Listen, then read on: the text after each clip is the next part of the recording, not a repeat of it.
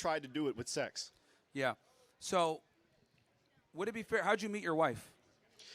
We actually had the #1 dating podcast in North and South Carolina called Who Hurt You Podcast. Okay. And I'm also friends with Fresh. I know him very well. I texted him before I came here. Yeah. And I know pretty much everyone on your crew. But I was a heavy follower, and you actually inspired me to start the podcast, and I realized what I was doing was wrong.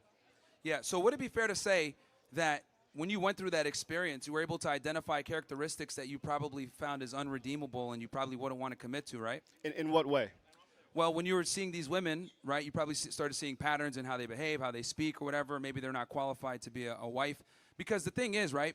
Well, I don't need that. I have the Bible for that. It tells me what to look for. Yeah, but the thing is that you were able, and again, you're probably not going to notice it, but when you dated and dealt with all these women, you probably were able to identify characteristics that you were not fond of, or characteristics that would make a woman not a good candidate for a long-term relationship. And I think half the game is figuring out which girls don't qualify for marriage versus which ones that do.